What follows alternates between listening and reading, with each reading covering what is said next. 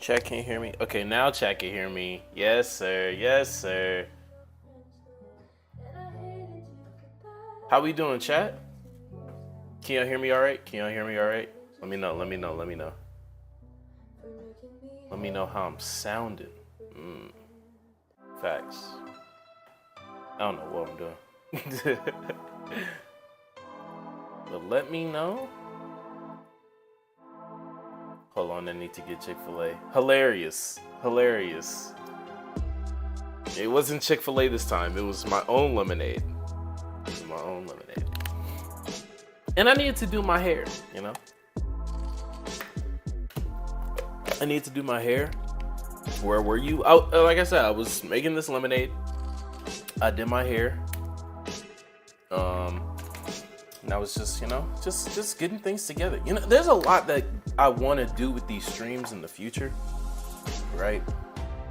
And sometimes, like, I underestimated how much it takes to do them already, like, right now. Like, being in a, mind you, I'm in a dorm with, like, 60 other people. And I share this room. He's not, my roommate's not here right now, but, you know, historically I share this room. So there are precautions I do. Just put a bonnet on the stream. I don't wear a bonnet. I've never worn a bonnet in my entire life. I've never worn a bonnet in my entire life. In my, how old am I? 19 years of living. I've never worn a bonnet. And I've had my hair grown out like this since, well, I first grew it out in 7th grade. Back in 2017. That's the good thing about my years. Like, I got out of 7th grade in 2017. Just put a bonnet on in the stream. I don't put a bonnet on. How do you sleep? I sleep. I usually don't pick my hair out before I go to sleep, which is a bad thing, I know. They're so comfy. I've just never worn them. Like, when I was a kid, I always, like, my mom always made me get my hair cut like a bald fade. So there was no need to wear bonnets. And then when I grew my hair out, I was like pretty stubborn, I'm not gonna lie. So when I grew it out, like, it was like, okay, you better know what you're doing with this. Make sure you maintain it, you know? If you need me to buy something, tell me. But like, I didn't really learn about bonnets until, honestly, I started getting on the internet. So like after COVID type shit. I'd cut my hair than wear a Dewey. That is disgusting to wear a Dewey with hair this size. I've tried it. Like, there's a picture. I think Skinny Bob might have the picture of like me putting on a do-rag with this on. You wear a do-rag. I have worn a do-rag before, but even when my hair was short, even when I had waves, I wasn't even wearing a do-rag like that. I would wear a wave cap to sleep, but prefer 10 and 12. Look, I might show it to y'all later, but I have a list of video games I need to play. I have a super list, and like half of the Final Fantasies are on there. I'm gonna play 10 because I've never played 10.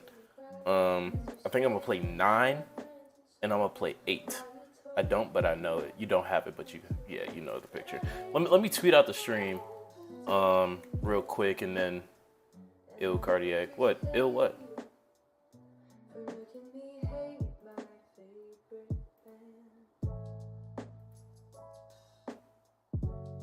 Metal Gear Solid. Metal Gear Solid is not one of those games that is on my list. Pokemon, I don't have a Nintendo console on me.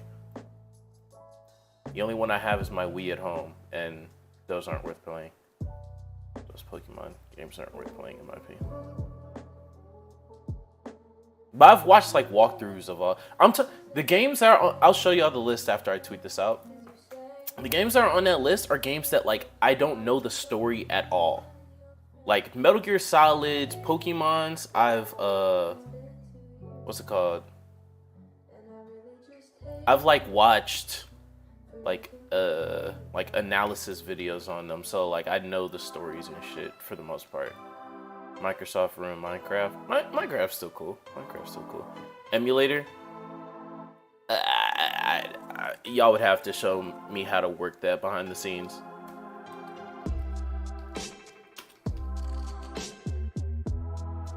We live talking shit. Tap in.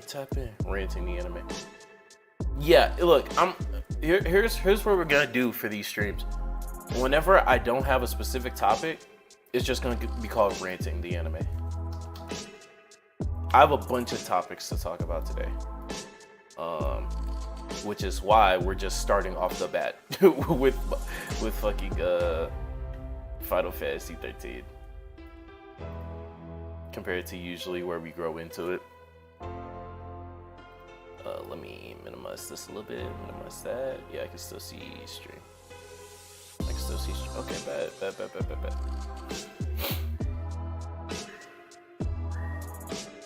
Let me see how many people are here.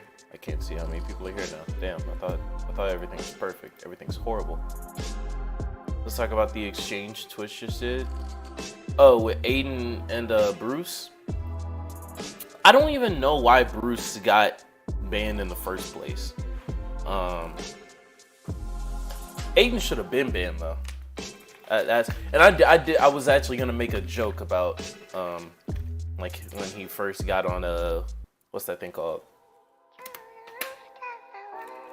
Excuse me. When he first got on Kick and he was like, we can watch porn together. That's how I was gonna open the stream. But I figured I shouldn't do that.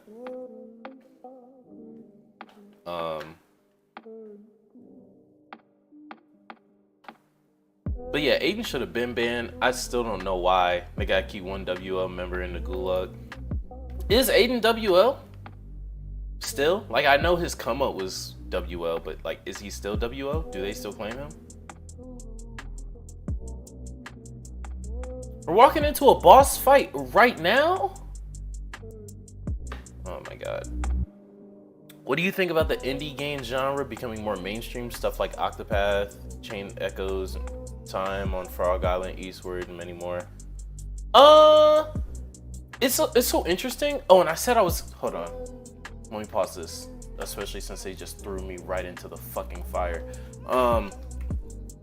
Out of the games that I plan on playing, a lot of them are indie games because I myself am like I'm pretty new to indie games. Even just like paying attention to them, let alone playing them. I really haven't played any outside of, if you want to consider Kana a fucking indie game. Again, like I know a lot of the stories, but Let me share my screen with you guys. Um, Window capture. Yeah, there we go. So, oops, this is horrible. This looks horrible. This looks absolutely horrible. Okay, there we go. That's a little bit better.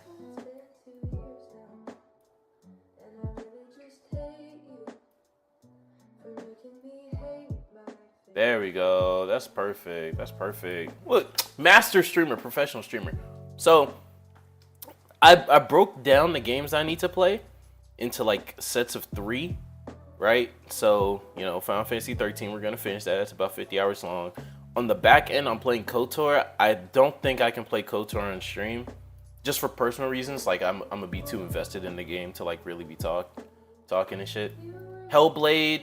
I'm gonna just dedicate a day to Hellblade because I know it's a really immersive experience. The reason why this ties into your question, Storm, is because the indie game genre, like I think that my journey as like a gamer is like kind of fully in line with like how gaming is like going right now. So like a lot of the AAA games, especially like online games, they're not necessarily becoming less popular. Like they're still soaring in sales numbers or whatever, except like a COD, which is like plateauing. But the thing that makes it like really interesting is the fact that a lot of people are acknowledging like, yeah, the inherent decline in quality of them.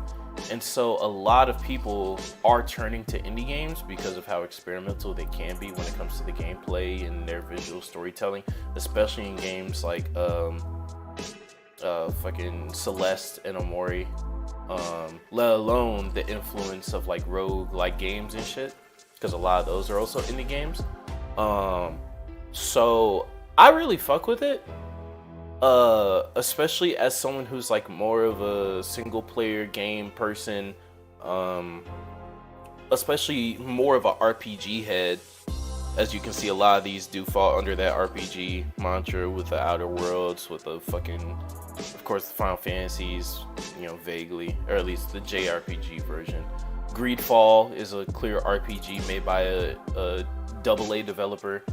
I don't think necessarily indie yet. And so like with the trend that gaming is going towards, which is like fiending for more gameplay, different gameplay, potentially deeper worlds. Yeah, pixel games are starting to make more of a comeback. Better RPG elements. I think that indie games are really gonna be like the answer to that. So I'm happy, like even games like Octopath Traveler, even though like I tried out the demo, or at least like a few minutes of the demo, and it's not really a game that I could play necessarily, which is also why I can't play like the older Final Fantasies. It's just those type of character models. I'm stubborn. I just can't. What's it called?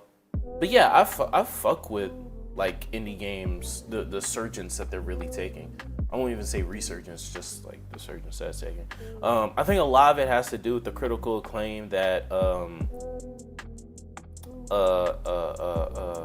my god, it's like the fucking oh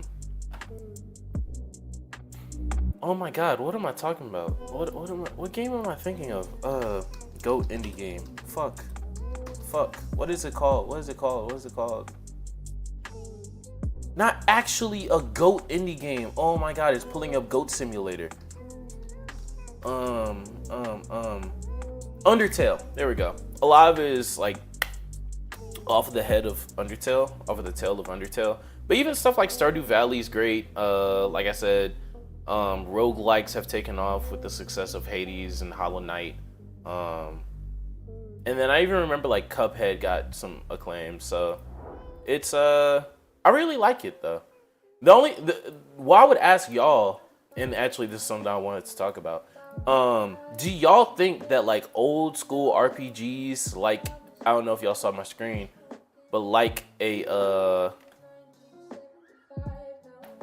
let me see, like what we were getting in the early 2000s, like a Fallout series, like what Obsidian was making with New Vegas, like what they made with Outer Worlds, the magic that apparently the old Witchers used to have, or even like The Witcher 3. I don't know if I can expect CD Projekt Red to put together The Witcher 4 that holds up to the hype that probably past like what Elder Scrolls 6 or what a Cyberpunk 2077 had. Do y'all think that these types of games could be made with like AAA developers?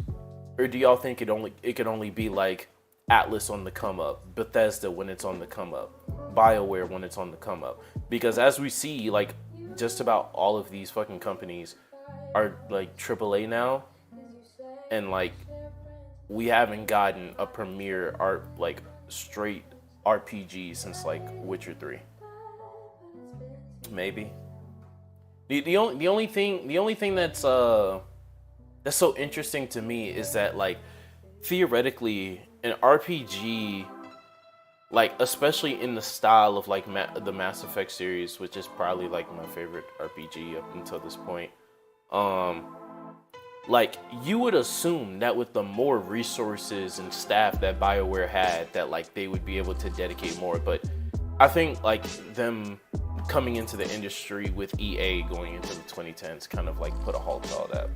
It depends on who is on the teams, the quality they want to bring out, and what the customers want. True. I also don't know like what our modern RPG fans want. I don't know if they want BioWare type games anymore, or if they want like what's it called? New Vegas games or type shit like that. I don't know. I'm not tapped in yet.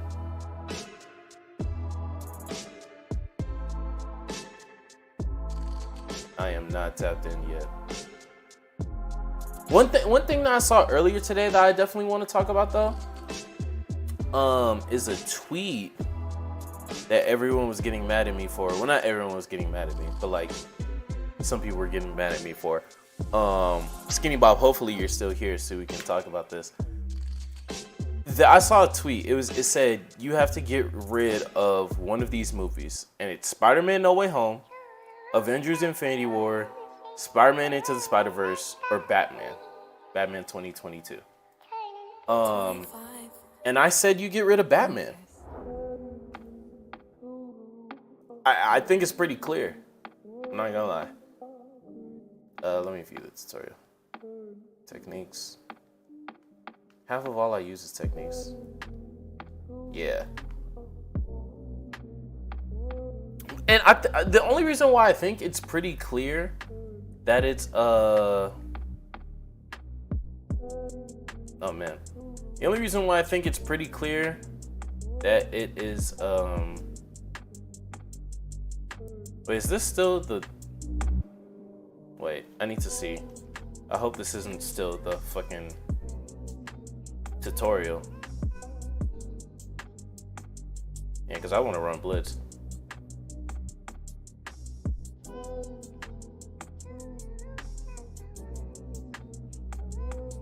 But yeah, the reason why I think it's like, it's clear, sadly you're right. Exactly. The reason why I think it's clear is because it says what movie are you keeping, not what's the best movie, right? And I think that we can agree that the impact that Spider-Verse has, quick question, best Batman Arkham suit out of the main suits from the games, or just like the best suit that's available? If it's the best suit that's available, it's the red tinted suit that you get in the end game of Arkham Knight. I was not a big fan of 13's gameplay.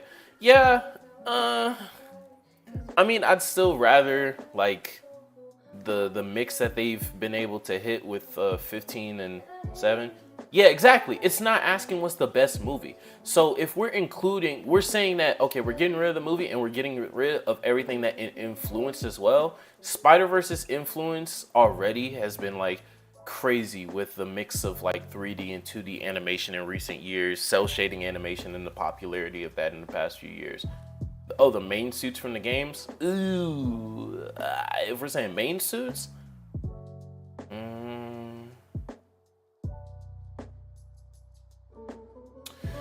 the one with the gray tint was Not City. Origins. I think I'd take Origins. Let me see. Let me pull up another tab.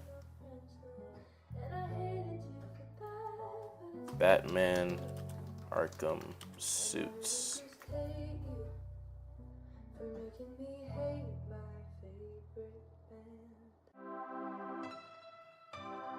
Are they showing all suits? I think I'm a. Let me share my screen. Okay, let's see Arkham Knight. I don't. Arkham Knight's up there. I just don't like the cardiac. It says get rid of one of these movies. And you said, yeah, we get rid of Batman. Because if we get rid of Spider-Verse, then we don't have an interpretation of Miles that's like wholly unique, and we don't have a good Spider-Verse story ever, like at all. We also don't have the cell shading in 3D plus 2D blended animation like revolution that's been happening in the past few years of animation. We don't get Arcane. No Way Home. The only reason you said Batman, it's Infinity War or No Way Home. Infinity War wasn't up there.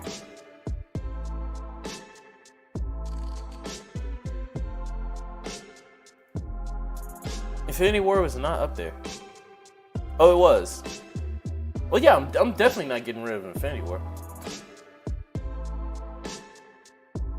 Infinity War has one of the best acted villains.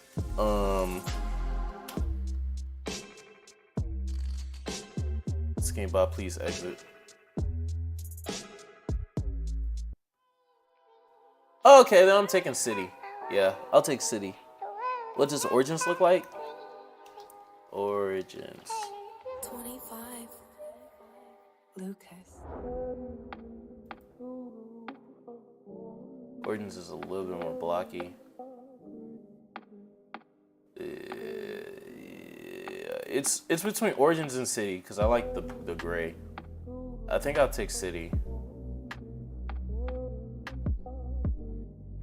Yeah, I'll take City.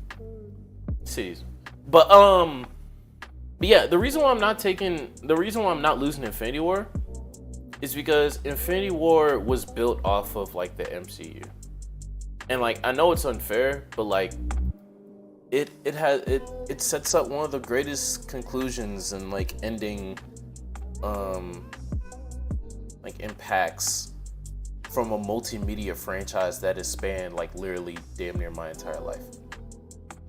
I can't get rid of that. Like I just can't. I don't know what you want from me. Also, and yeah, I think Infinity War set in stone another trend that we've seen in media recently of like the fucking of the sympathetic but like still like objectively horrible villain. I think Marvel set in stone a lot of tropes that like in the years to follow, like a lot of franchises started to see like, okay, it's confirmed that audiences love this, so let's double down on it. And so I think because it's not the anti-hero stuff that we saw in like before, but it's like just the objectively bad like villain, but they're like low-key the main character. And that started with Thanos, as well as it's set in stone. Yeah, that's the best development we've had for Hulk and Thor ever. Yeah, no, I'm not getting rid of that. No Way Home, the reason why I'm not getting rid of No Way Home is just personal. It set Peter Parker Spider-Man back on track in the thing that most people like watch. I like it, can't. I like, can't.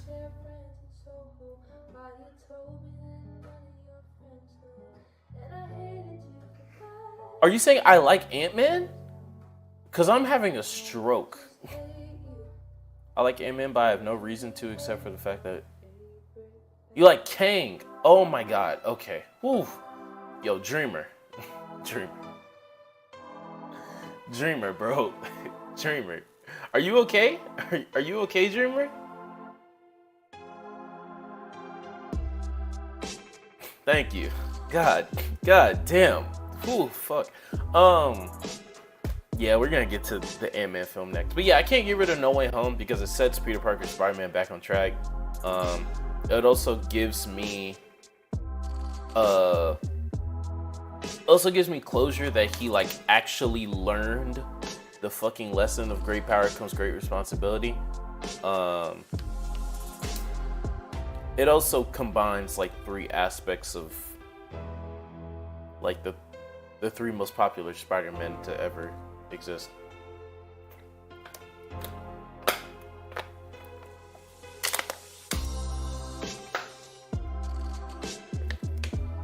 Also, its depiction of J. Jonah is fucking amazing. And then yeah, it sets Spider-Man on track, so I can't get rid of it.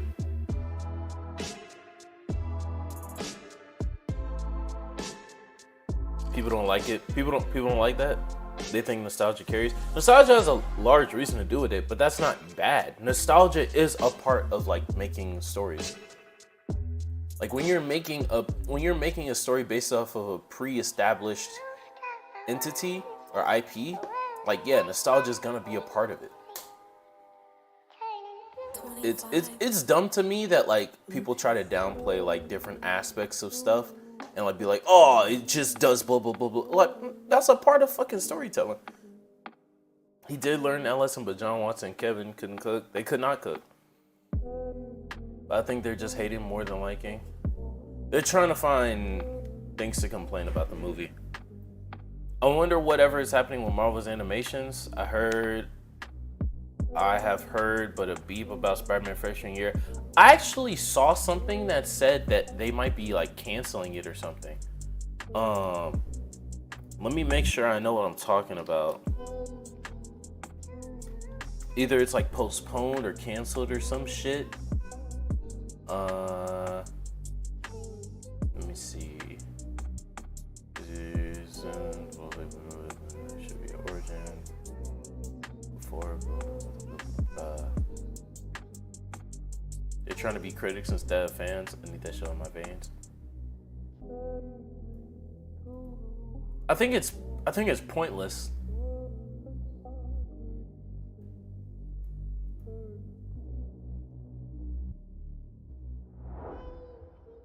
Okay, never mind. It says it's still in development. All right, I'm tripping. My fault. False alarm.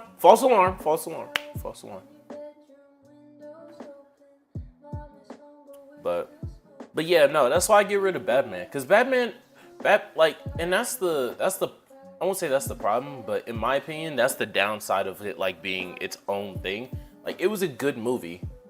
It was a pretty good noir film, a great detective film, a good Batman flick. But like it don't mean nothing to me. Not yet, at the very least. Like there was nothing that Pattinson did that was like, oh fuck, I just love Bruce Wayne now. I just love this Bruce Wayne. Like there was nothing. There's no emotional connection to it.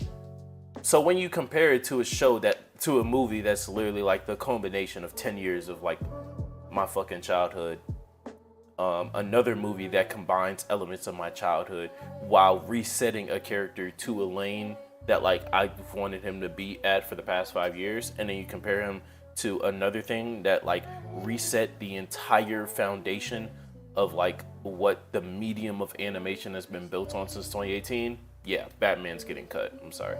Because it doesn't say what the best movie is. It says what you're cutting.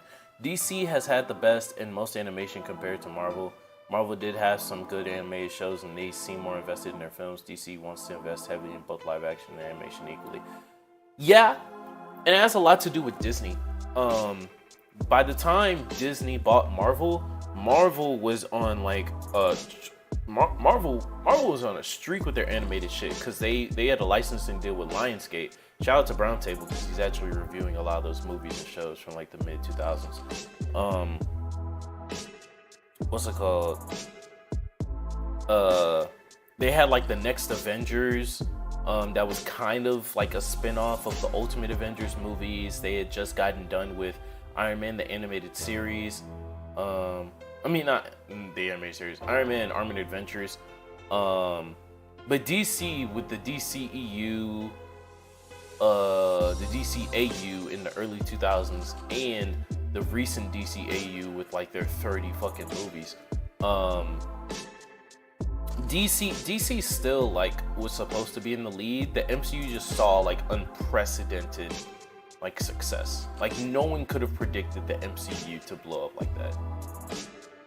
Like even if you go back and look at like the film trends in like the early to mid 2000s, like superhero films were not due to like blow up the way they did.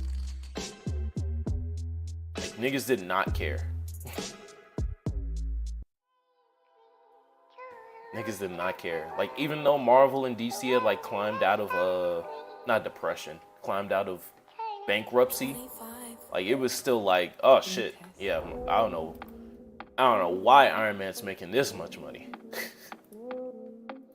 Because it had no business being that successful. DC's animation films have been bad for years? No, they haven't been bad.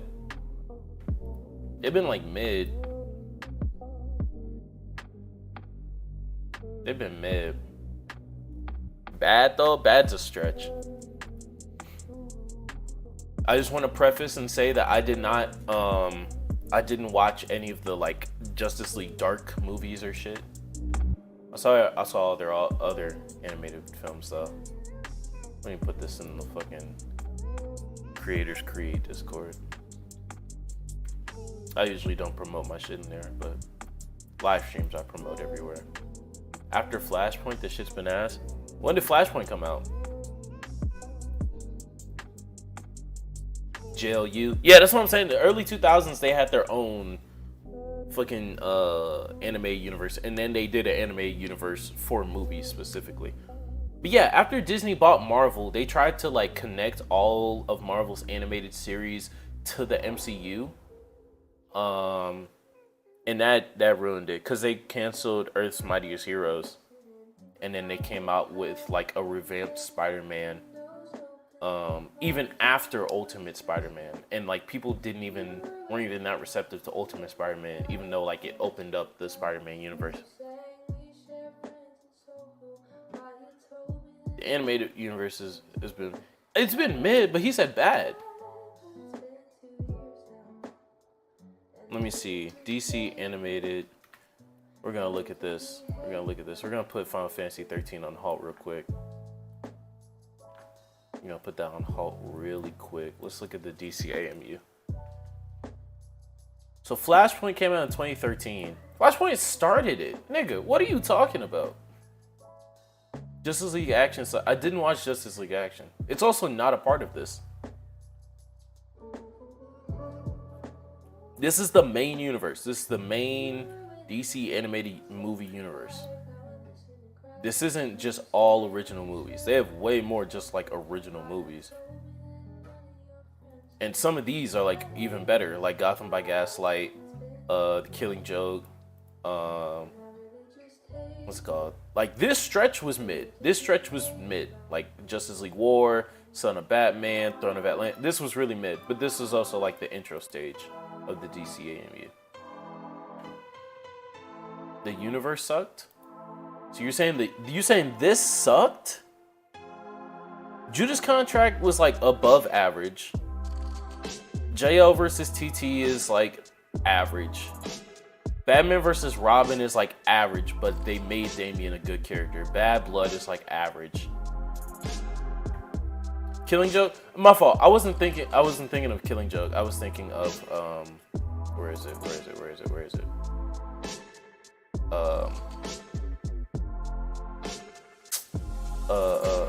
Death in the Family. The Death in the Family adaptation. When did that come out? 2010. It came out 2010. Red Hood. Yeah, Under the Red Hood. That's what I was thinking of. Yeah, Killing Joke was bad. Yeah, Killing Joke was bad because they got horny. But it's standalone. It's not in the universe. I forgot there's a difference between DCAU and DCAMU.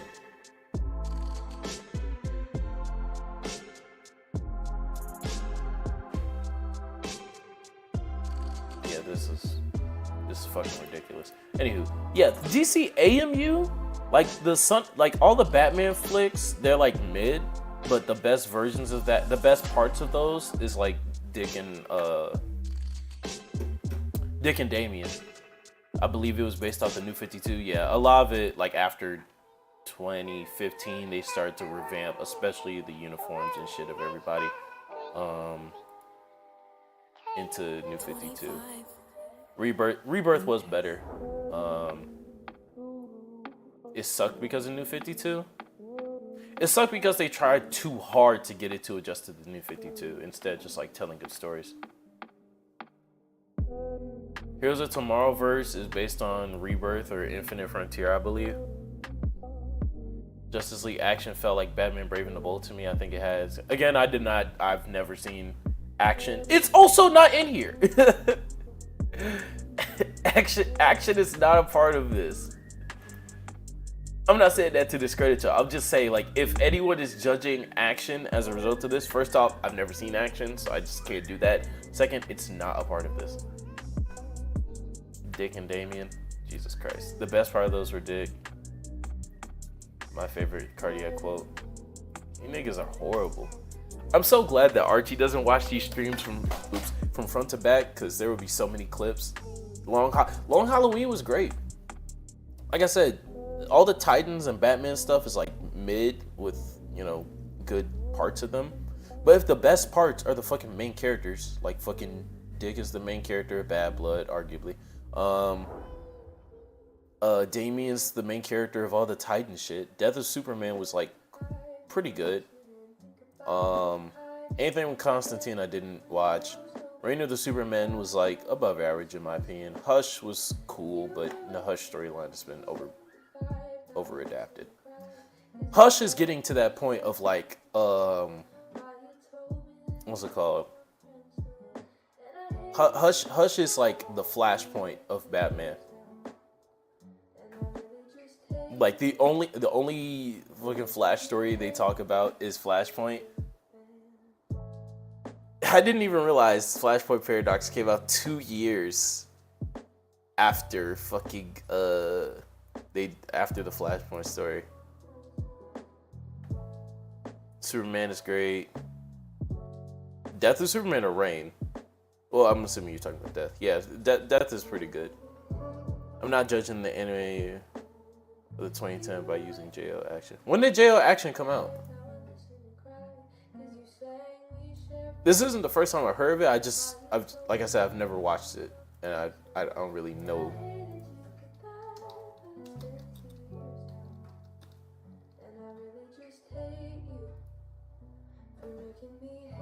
Oh.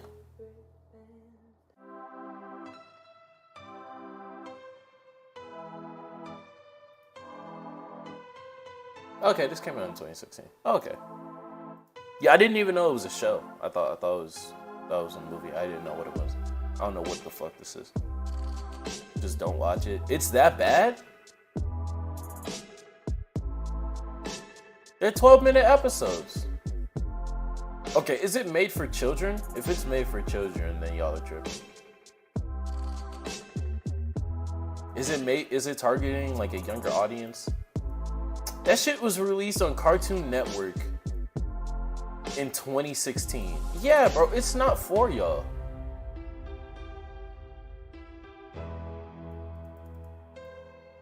Let me see some like screenshots and shit. This is not for y'all. This is not for y'all. This is not for, yeah, in the art, yeah, they did bats like fucking Brave and the Bold bats. This is not for y'all. This is not to be judged, okay? This is not to be like form an opinion of quality on. Jesus Christ. Come on. We gotta do better with Clark's face. I'm not saying you can't like, I'm just saying to, like, even if you're not, like, including it in the because it's not a fucking movie. I'm saying for Dreamer. That's what I said, don't watch it. If I watch it, I'll just turn my brain off. Has its charm and reminded me of it. Yeah, I might be tripping. Okay, it's made for kids. Yeah, that's, back to the movies. I don't know. Like, overall, Granted, after 2017, like I haven't seen half of them. But this isn't bad. This isn't bad. This is not a bad like era of DC movies. And if we're just saying that DC movies in general have been mid, that's just not true. Super Sons was pretty good. I saw that a few weeks ago. I have to integrate it into a video. Long Halloween was really good. Injustice was bad. Injustice was bad. I agree. If anyone's saying that, Injustice was bad. Red Sun was cool. Bloodlines was alright. Fatal 5 versus Fatal 5, it was like mid. And then we get to Death of Superman, which is great, and Reign of Superman. So like, I don't know how y'all could say, I don't know how you could say Skinny Bob. That's been mid or bad. I mean, that's been bad, excuse me. At worst, it's been mid. But they put out some bangers just in the past 5 years.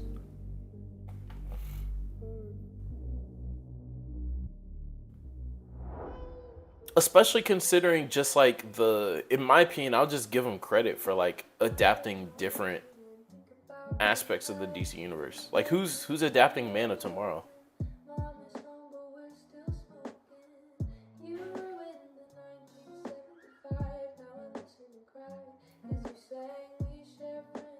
So I'll give him. Who's adapting Gotham by Gaslight? Like who's doing that? And granted, WB is DC. Looking at those movies. Insert. What the fuck is that smell? Oh my god. That Ruby shit looks horrible. Ruby shit. Are you saying Ruby itself? Not gonna lie, tired of seeing superhero movies, but I know they're the only type of movies that make consistent money. I'm tired of seeing superhero movies whose only genre is superhero movie.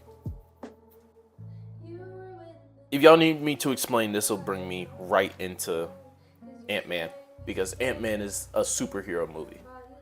It's not a sci-fi movie. It's not an action adventure. It's a fucking superhero movie. And that's what makes it like mid to bad. Because it doesn't even really focus on the superhero. Look up DC. Oh, DC has their own like Ruby, at least art style show.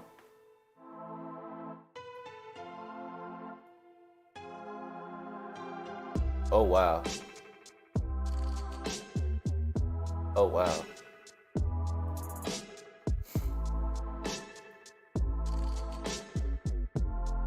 Oh, they're doing a crossover. Is this with the new Justice League, like under Grayson? Facts, that's why Logan is goated.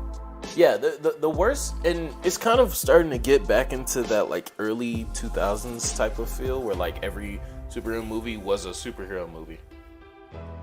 Instead of being like a actual movie that's this genre, but like that features a superhero.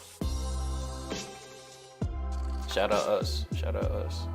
I stopped watching Pillar of Garbage because like I feel like he just complains too much. What's it called? But he makes alright videos.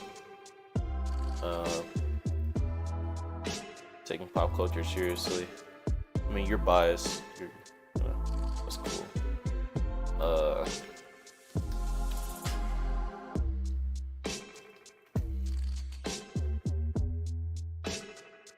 Look up the trailer. I kind of want to do an Ant-Man rewrite. There's nothing to really rewrite. Like, the movie just didn't do anything. Alright, we're gonna watch this. 25. I need to turn my desktop audio up though.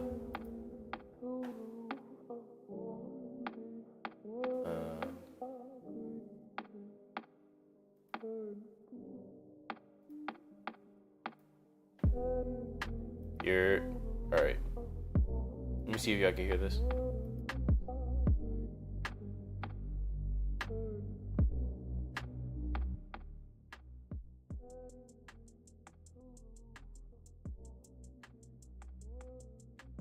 Y'all can't hear anything, right? Y'all couldn't hear anything right there?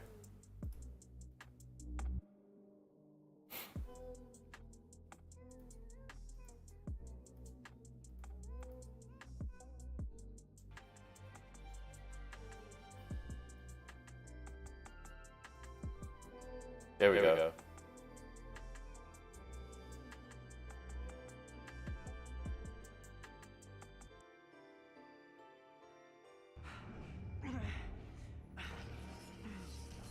Where am I? What am I wearing? What are those things? Graham! I don't think I'm in Kansas anymore. Bro, come on. Bro, come on. I don't think I'm in Kansas anymore. Why put that in the trailer, man?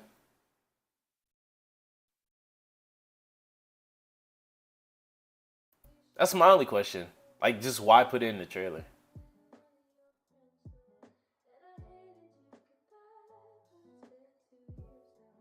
Comics will also be better than the movies nowadays. Wait, what? No. Comics will always be better than the movies due to how they can more easily explore different genres while still using superhero characters as a template. The thing with that is, in itself, is that comics themselves. Oh, y'all hear echo right now? Hold on.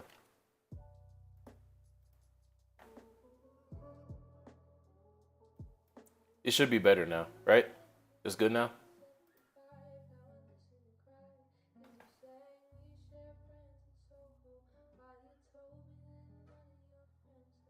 I don't know where my phone is. Hello, hello, hello. Not anymore? Okay, good. But yeah, the thing about that is that I was watching Benny the other day because he released this little magnum opus on comics versus manga, which he's been working on for a minute. So shout out to him. Sound like you hating Cardiac? What am I hating on? Anywho, what's it called? And the thing about comics is that although yeah they do different genres, you don't know that buying a comic book. Like if I were to walk into a comic book store as someone who hasn't really read anything since like I won't say the start of Rebirth. I haven't read Marvel since Secret Empire, and I haven't read DC since like 2017. Not for real. Like the only thing that I've like that I read up until quarantine was Nightwing. That's it. Because I was reading like the Grayson run and Agent 47 and shit. So like there's no way for me to know like buying a book like oh what genre is this? Because it's all just like Marvel blah blah blah blah blah, DC blah blah blah blah blah, Green Arrow blah blah blah blah blah. Whoever's book, I have no idea like what genre I'm about to read. Anime movies have always just been mid to just okay. They have been, but this movie, the thing about Ant-Man 4, the thing about Quantum Mania that really makes me upset is the fact that the movies promised more. The movie promised more. The trailers promised more. The trailers were setting it up, especially like for the last third of the movie, to be like him and Kang had this deal about Cassie, about him being able to get his time back and whatever. And none of that was like portrayed in the movie. None of that. Not a single part of it. In the movie itself, the first act of the movie focuses on him and his daughter butting heads a little bit because she disapproves of the fact that like oh shit, you saved the world one time and you think like you're redeemed. Not even that you're redeemed. She wasn't even focusing on the fact that he's an ex-con. She was just saying it's like you just haven't been doing shit. Like you ever since you came back, you haven't been doing shit. And so they spend a little bit of time building up the fact that he didn't really like Cassie did quite a bit in those 5 years and might have changed a lot or might have just grown and he doesn't know her really well. And that doesn't really change when they go in the quantum realm. All it does is just add another barrier for them to like get to know each other, and they still don't really get to know each other by the end of the movie.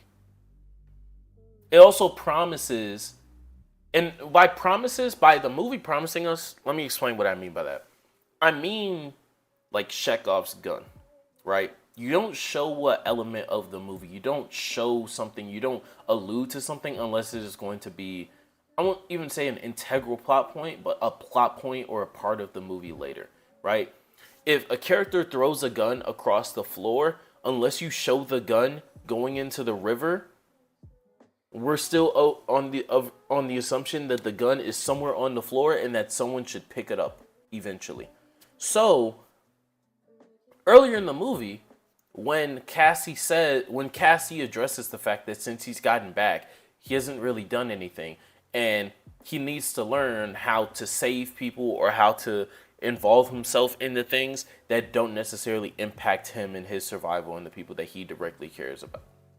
By the end of the movie, that still doesn't happen. That still doesn't happen. Like, the only thing that he does, the only things that he does, like, directly impact the survival of Cassie. Directly impact them getting out of the quantum realm. There was still no, like, selflessness in his actions by the end of the movie. He saved half of life. Oh, you're talking about that. I understand that, but that's not what the movie's saying, and that's also not really the point. Like, it's not a discussion about, like, oh, did he do enough by, like, saving half of the universe? That's not really the point. The point is his daughter doesn't think so, and she challenged him. She challenged his character. She didn't just, like, challenge her father. No, like, that line is said, that narrative is, like, expressed at the beginning of the movie as a promise to the audience that this will now be what he's addressing for the rest of the movie. It's never addressed.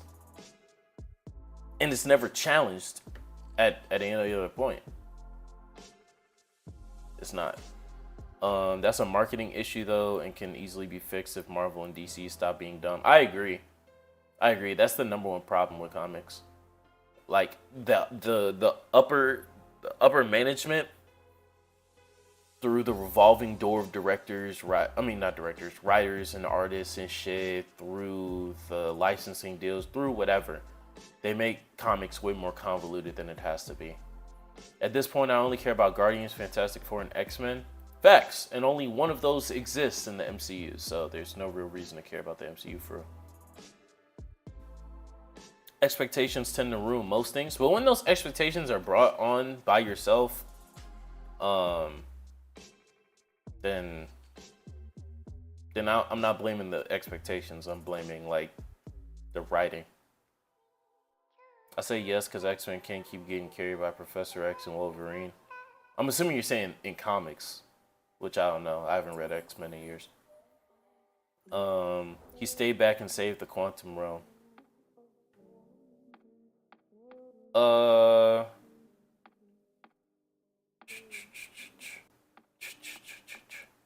mean, he did, but he didn't have to sacrifice anything to do it.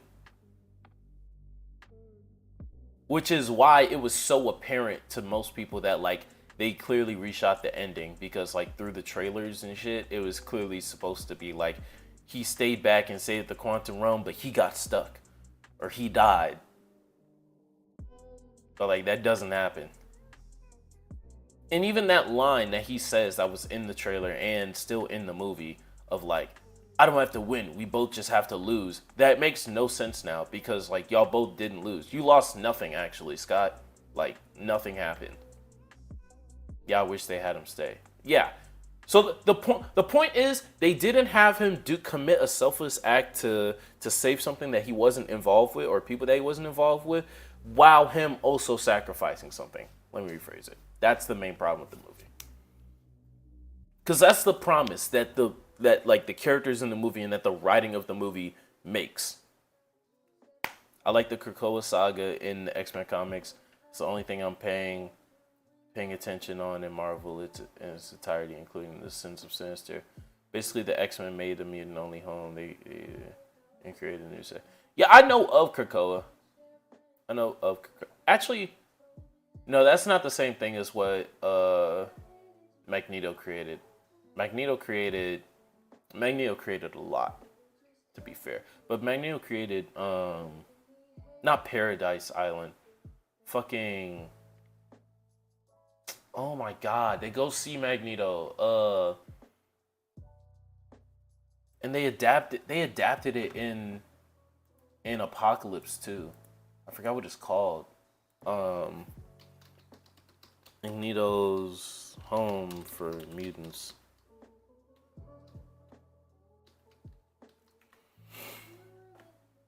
Genosha, yeah. That's why I know of Genosha. Krakoa, yeah. Genosha is Magneto. Krakoa, I've heard of some stuff with Krakoa, but not really too crazy. I'll admit, for someone who like I like to analyze and like I like the characters of the X-Men. I like mutant characters. I don't really know much about X-Men stories past like mid 2000s Marvel. Finish the trailer, by the way, or play the game. Oh, true, we do have to finish the trailer. This trailer's already bad, but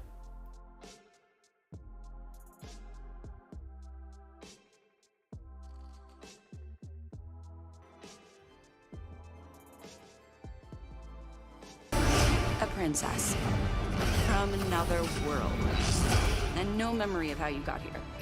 This is Remnant. We weren't teenagers before this, right? Vixen. I am so happy to see you too. I hated being a teen the first time around. Justice League, meet Ruby, Yang, and Blake. And these are our friends, John, Nora, and Ren. Weiss! I'd follow you into any battle. The Grim are acting really weird. Duck! We need to get things back to normal as soon as possible.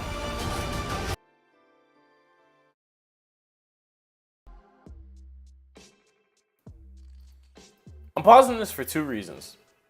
All right, number one, so far we can see it's already like mid as fuck. I don't know why they've left like the most cliche dialogue that they wrote in the trailer. I don't know why that's. Why is Lazy Town being recommended to me? What the fuck?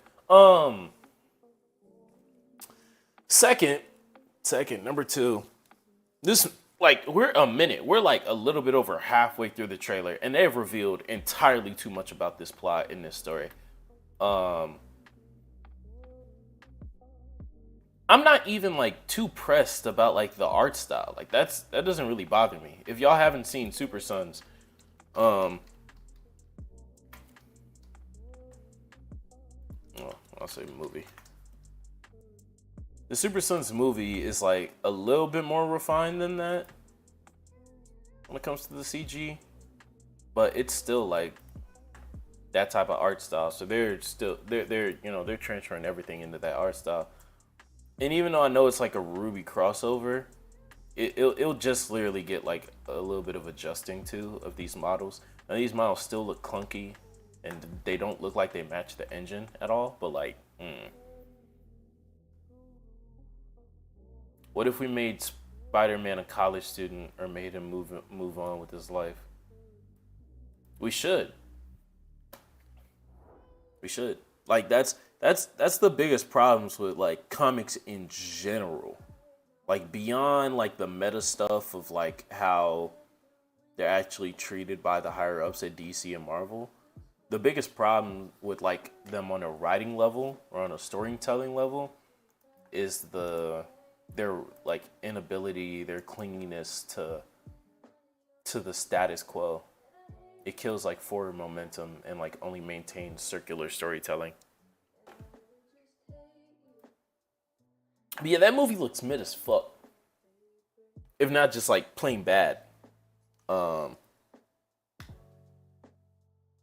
The only thing that would keep me watching it would be like just I guess seeing what DC's plans are for young superheroes, because that's clearly what we have to return to the status quo. I guess exactly like that's how every fucking arc. But that's what happens when you have a revolving door of like writers and shit, and you don't have guidelines of like, okay, if you want to tell this story, tell this fucking story. We're gonna let you tell this story. I think the problem is they don't let them tell the stories they want to, and they try to have a continuous universe with it all. Status quo is the worst thing to happen to all comic characters. It makes sense. You can have a status quo. It's just that you can't tell forward momentum stories. The problem is we'll have 10 years of someone staying on Spider-Man. Well, not 10 years. Or like we'll have a Bendis. We'll have a Bendis who stays on Spider-Man for like damn near 4 years. And then when he like finally leaves, they're like, oh shit, well, we have all this development. I guess let's go back to the status quo. It's like, no, bro. Like you had a story build off the momentum. If either A, you cannot develop these characters past their status quo beyond like 2 inches in either direction, like regression or progression, or like you tell a fucking continuous story.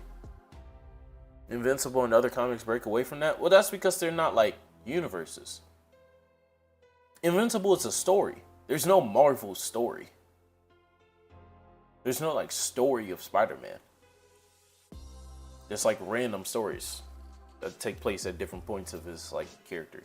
But you can't even read that shit because like if I were to recommend you the Amazing Spider-Man 68 through 121 after Stan leaves, me and Skinny Bob were talking about this the other day, and Spider-Man's a dickhead all of a sudden, and he's in college. You have to read the 68 first chapters of first issues of Spider-Man to understand what the fuck is happening. The big thing with John Kent may still be up there. DC Comics seems to shift their status quo from time to time. It happens. I'm not saying it never shifts, but I'm saying like over the course of DC will shift their status quos after like events, after a crisis, or after a new, like I know Dark Crisis just happened, so like yeah, they're gonna be shifting their status quos a lot. Like they're shifting their status quo with Dick Grayson, they're shifting the status quo with John Kent, they're shifting the status quo with Harley Quinn, because it was a debate for like a few months of who's the fourth pillar of DC. Was it Harley Quinn or Dick Grayson? 5G. I'm so glad 5G fell through. Jesus Christ. DC would like to do it, but they would not like to destroy exactly 5G. I'm so glad that fell through. So like I'm not saying Batman or Spider-Man or Superman or Dick Grayson are the exact same as they were in 1984. But like, you know,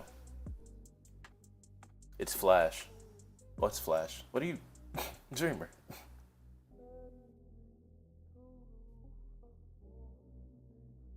Maybe I'm the slow one. I don't know.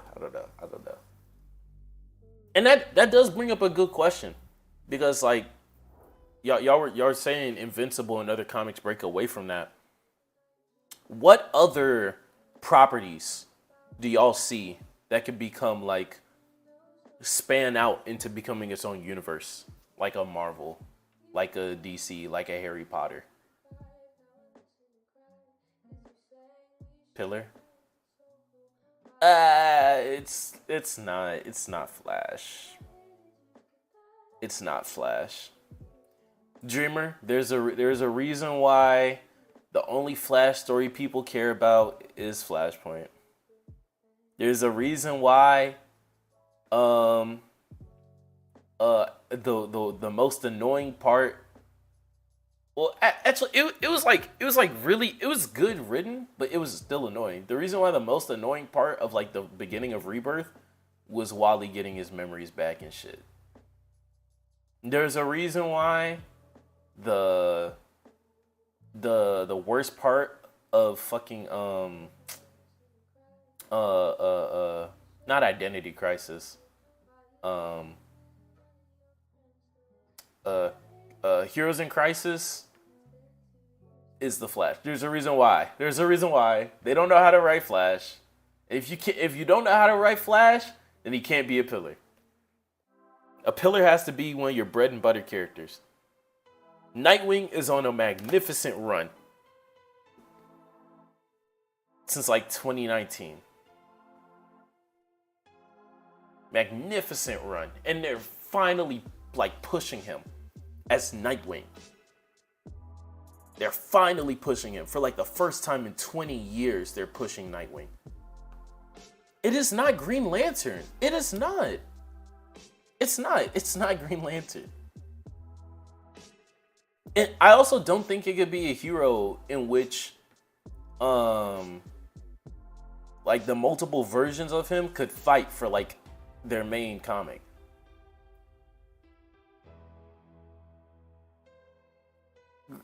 Like, yeah, I'm not even gonna make a comment on like how Green Lantern stories are, because I don't know fucking Green Lantern stories. I don't care about Green Lantern. But also, my understanding, like, Hal and fucking like DC doesn't know who to put as a main Green Lantern depending on what story between Hal and fucking John. You could tell stories of both Wally and Barry, but DC interchangeably puts them into different stories depending on who the cast is. So if the version of that character depends on what the cast is of that book, or what the cast is, or what the purpose is of this crisis, then how could he be the fourth pillar?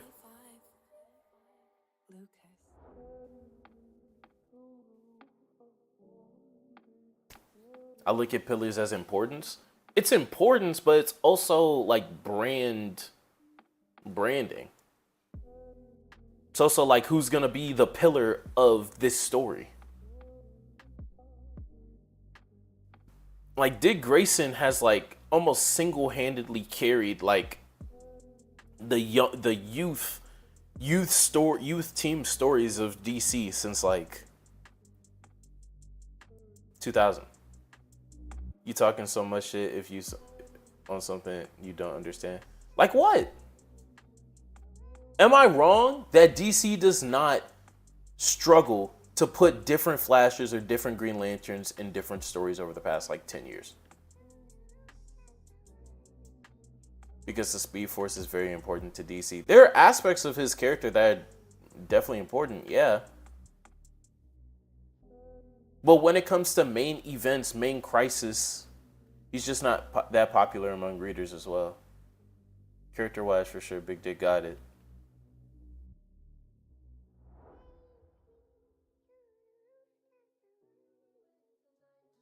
That the Speed Force can be important, but Barry cannot. Pillar-wise, what is holding the universe between them? Universe together, it's between Flash and Green Lantern. I don't think that. Especially if DC is introducing more is getting more in their youthful bag after Dark Crisis. It would make sense for one of the legacy characters to be another pillar. Because that would mean that for the foreseeable future, what is holding the universe together is the youthfulness being pushed back into the universe. So as a result, you would have one of the legacy characters as a pillar. Barry is the Speed Force. He created the shit. I understand that.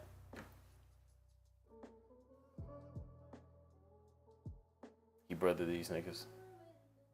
These are sons. Okay, nigga. Barry doesn't matter, bro. Jigger, no, Barry created the Speed Force. Barry created the Speed Force. It has nothing to do with being the first Flash or anything. Barry created the Speed Force. Because he's not the first Flash, but he created the Speed Force. Maybe Teen Titans and the Titans could potentially rival the Justice League. Not Titans. Teen Titans in sales? Not anymore. I think at a certain point they could. Wally West the best Flash regardless. That's my opinion. Wally is just has had just more going on with this character than Barry since Barry died. And like, yeah, Barry was dead for 30 years, but like Wally, yeah. Barry doesn't matter. Barry doesn't matter. Him creating the Speed Force has nothing to do with the current stories that DC can tell, connected to the trilogy or not connected. That's another thing. This fourth pillar. Anyway, boring Barry Wally. Without boring Barry, Wally wouldn't be a thing. Well, sure, but that doesn't have anything to do with the stories that they can tell with Barry. And that's another thing. This fourth pillar would have to be capable, like I said, of carrying teams or carrying stories or carrying events that aren't connected to the trilogy. What would be the purpose of making another, like, character synonymous with the fucking Justice League to be the fourth pillar and having them head a story that doesn't have the trilogy?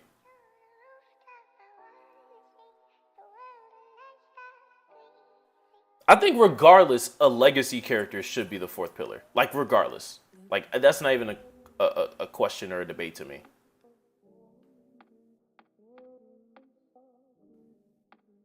That's not even a debate. Make Jay the main Flash instead of him? That's disgusting.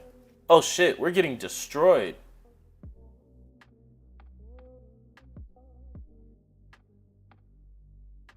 Shit, niggas are dead. Oh my god. Okay. We have to.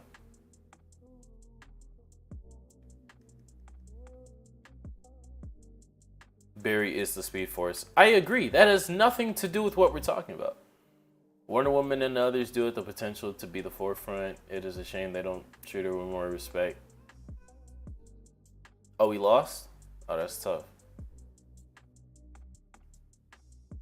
I'm like half paying attention. I actually enjoyed the new 52 Wonder Woman storyline. I did not read Wonder Woman at all when I was reading the new 52. After Death Metal, they just snubbed her. Okay, let's pull up again, please. All right, let me change my fucking paradigm shifts to diversity off rip. Oh, it's the biggest dick eater I've ever seen.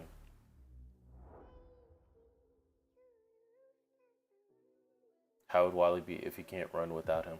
We're talking about the way that stories are built in DC. Which between the two does more existing stories explore? Or who has the most engaging history?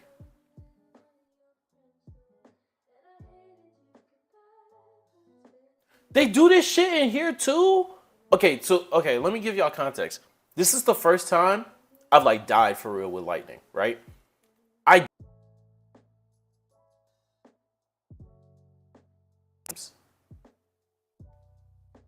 Or like if the party leader dies, you lose. That shit's stupid. I have two capable people. We exchanged party leaders like 20 minutes ago. We exchanged party leader. You're talking about importance? Okay, if you're talking about importance since like literally 1955, sure, bro. Sure.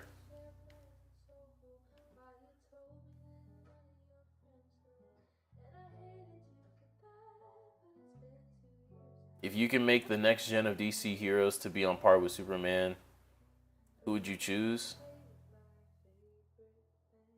Are you saying power wise, or are you saying like basically the fourth pillar? I'm done. I won. You lost. You lost. If we're talking about power wise, nobody, right?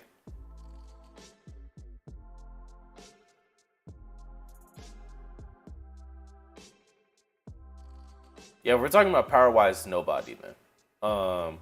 If we're talking about, I'm using the Phoenix now. Fuck it. If we're talking about power wise, nobody. If we're talking about what happened? Oh, I froze? Hold on, guys. Hold on.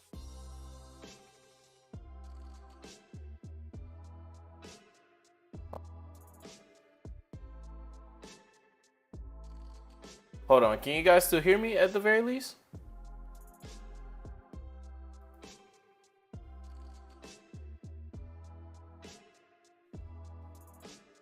Can y'all still hear me?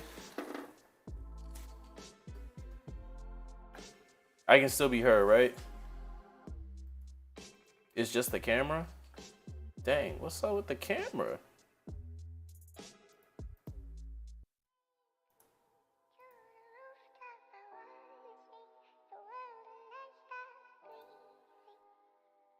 Hold on, let me remove it.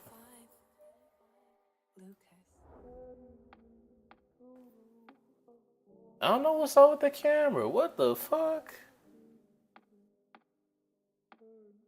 Yeah, you can still hear me, okay. Video capture device, webcam.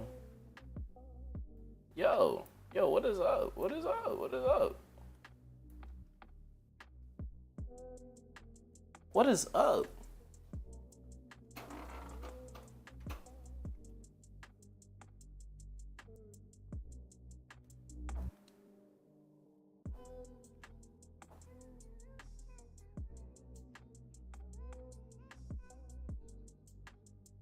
What is going on? Deactivate, activate. Okay, there we go. I don't know what happened. I don't know what happened to my computer. Cause my headphones disconnected. My headphones disconnected like a few minutes ago too.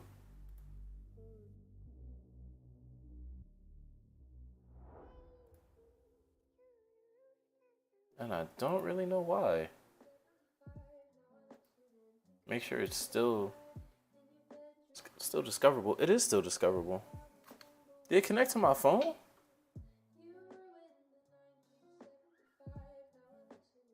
Okay. Yeah, that threw me off. I don't know.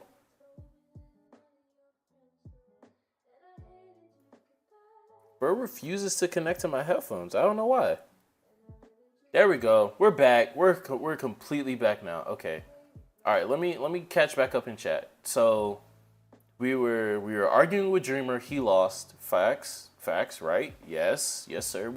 Hey. Damn. I have to do polls in chat. I was gonna say start a poll, but also Dreamer's no. Archie's also mod. Man, if there was a way for y'all mods to start polls, bro, man, that's another thing. Shout out to B-Souls. I was watching a stream the other day. I was in his chat the other day, and he actually shouted me out because he said that I was one of the people that he like actually has come to like respect my takes and shit when it comes to I don't know why it's not receiving enough video. Should be. We're gonna start a poll and see if Dreamer lost.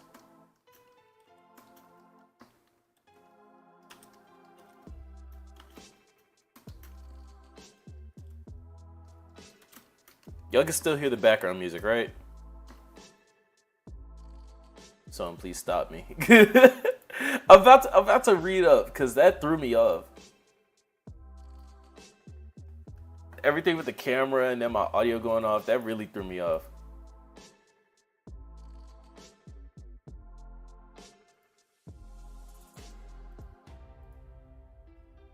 All right, y'all still hear it? Okay, bet. All right, so let me.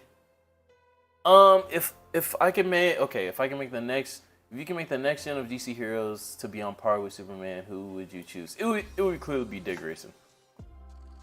I mean, he's shown to be the most capable, the most like recognizable, the most capable of his own story, the most what's it called? Even powers wise, like the Elseworld stories that you could tell with Grayson, like have proven to be successful as well. So I just don't think there's a reason for it not to be Dick Grayson. I think John would be too redundant. Damien's not ready yet. Tim, like, for the most part, just does his own thing and just doesn't have that level of popularity. And they just kind of jump around with all the other new gen heroes, at least that I know of. I would have any of the Aquamen be the fourth pillar over Barry. God, that's disrespectful as fuck. DC also has a Batman obsession. That as well. I mean, the Bat family is essentially like the face of DC. Grayson Calder. Definitely not Calder. No. Even though I do see them pushing Calder more, you know, now that he's like actually since Titans Rebirth. They've been pushing Calder. Well, Teen Titans Rebirth, excuse me, because Titans Rebirth they actually brought back Garth. But yeah, it would have to be. I won't say it would have to be someone from the Bat family, but it would most likely be someone from the Bat family. People were debating between Harley or Grayson, but I don't even think that Harley is like in new gen. She's just, I don't know. Superman has had one cartoon where he's been the main star of recent memory. Not even Wonder Woman has had that. Meanwhile, Batman has gotten over 3 or 4 shows. Yeah, DC definitely like rides Batman for sure. I saw that. Saw what? Oh, Archie's message. Yeah, I must have missed it. Just want to confirm. Streamer did not take the W. I mean, Dreamer. I said streamer? That's crazy.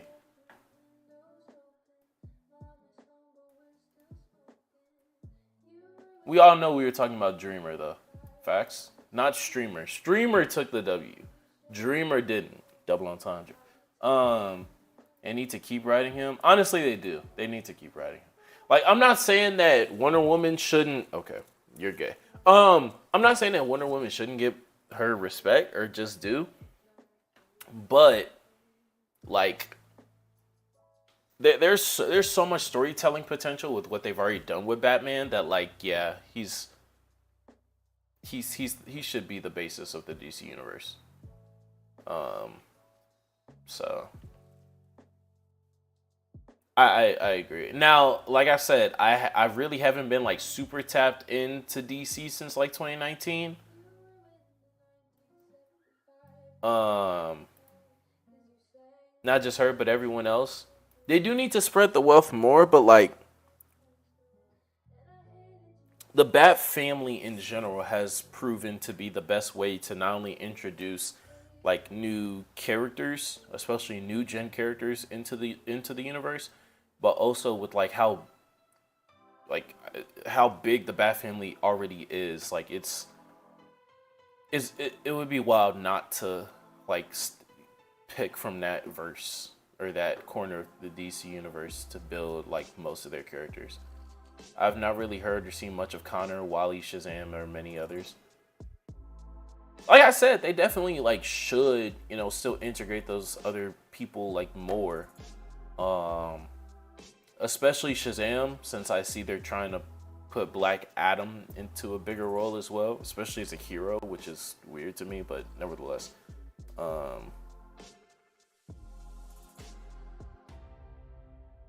Connor, yeah, Connor's really taking. Is Connor still in continuity? Not like his former stories, but I'm saying, is he still like actively in stories? Because I see them pushing John a lot. I'm assuming. I mean, they definitely can have two Supermen running around, but like, is Connor still around in main DC? Red Hood's an interesting case. DC doesn't know what to do with Red Hood though. Like they kind of had something going with the Outsiders, but they dropped that. They don't know whether they want him to be an anti-hero, whether they want him to fold into the Bat family or not. And they definitely don't have a grasp on like what his consistent morality is at all.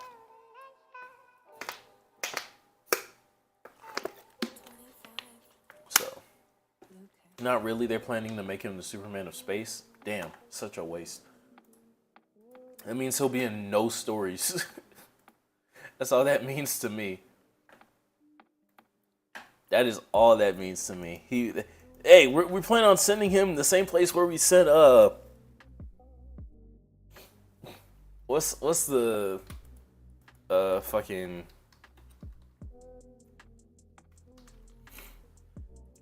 We're gonna send him to the same place where we sent Kyle Rayner in space. That's what we're gonna send him. Be like, so when's the next time we're gonna hear from Connor? It'll be when we go to space.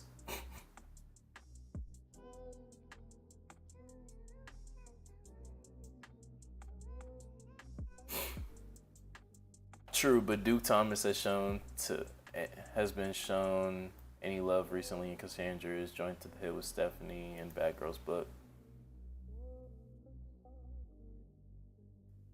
Like I said, the Bat family is super big to make a lot of stories off of. They're increasing the Superman family with additions to the twins.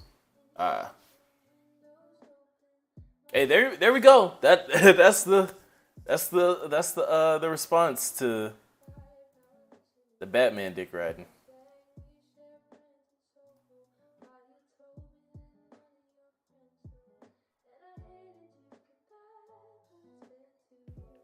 There we go. I don't have to have my controller plugged up anymore. Let's go.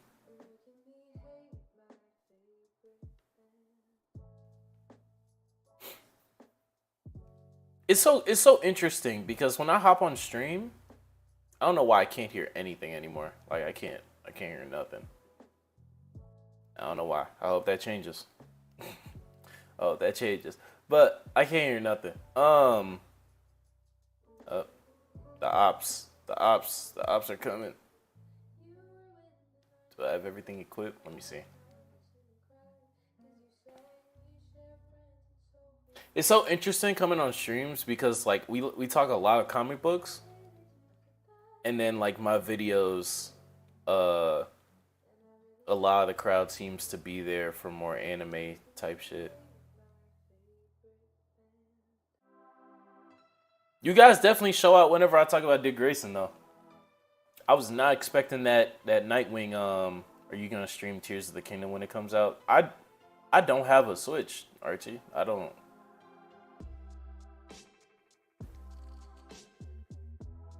have a Switch. I don't know how you want me to do that. Cha. I'm not an anime weeb. I feel it. I'm just surprised that like more of them don't come to the streams. When I guess that might be as a result of the Young Justice stream that I did back in the day as well. Because I think y'all were around for that too. I can talk about anime and comics. I'm a super weeb, but you know, type shit. I'm gonna start trying to integrate more forms of media into my videos. I can talk about just about anything. Yeah, same. Or at least I try to be. I don't know if y'all can tell, I'm trying to integrate more forms of media into the videos. I'm gonna start talking about video games a little bit more. It'll never be the main topic of a video, I don't think. Or at least it shouldn't be. But like, if I'm talking about post-apocalyptic stories, there's no reason for me not to bring up the fucking Last of Us.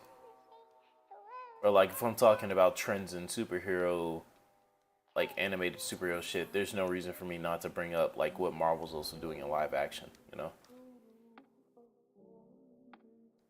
Just talk trash about Young Justice until you get monetized.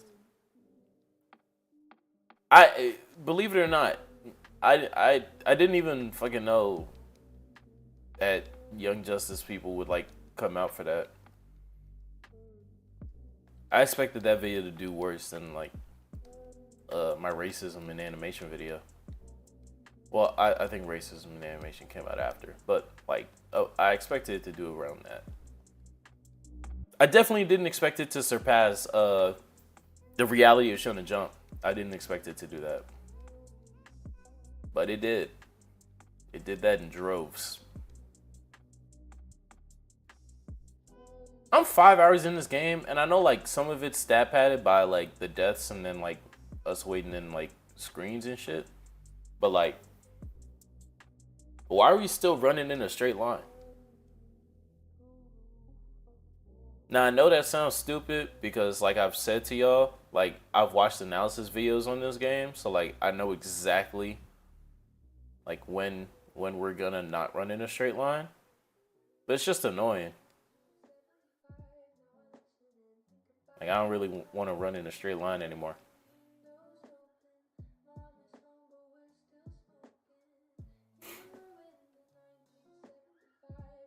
Oh, Archie, since you're here, okay, let me pose a question in chat. Even though y'all might not be weebs, right? Y'all not weebs, right? But everyone here has seen one Dragon Ball series, correct? Archie, you know where I'm going with this. Is this Xenoblade? Jesus, this is not Xenoblade. I know you troll it. That's crazy. I've actually, well, not always, but like I wanted to play Xenoblade. I feel like it would be a solid game to stream.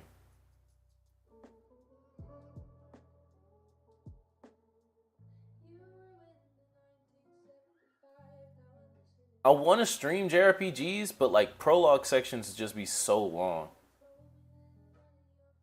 Prologue sections be so long to fucking deal with in JRPGs that like it makes me not even want to play this shit on stream. That was the problem with Persona 2. Like yeah, that's exactly what I'm gonna talk about. So, if you have seen Dragon Ball, right? Then you know, or any portion of Dragon Ball. What the fuck is this?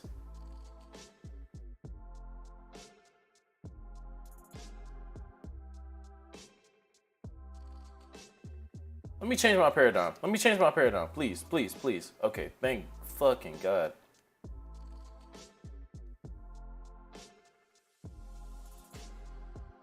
See, I knew to take out that thing first. Now this shit. What the fuck are you?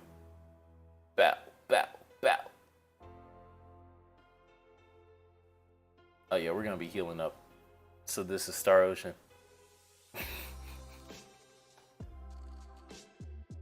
This is Final Fantasy. What's it called? But okay, if you've seen any part of Dragon Ball, then you probably know that Vegeta is a character who comes into the series, right? He is of the same race as our main character Goku. Ooh, staggered. Let's go. Let's go. Facts. Now let's paradigm shift. Relentless assault. All out attack.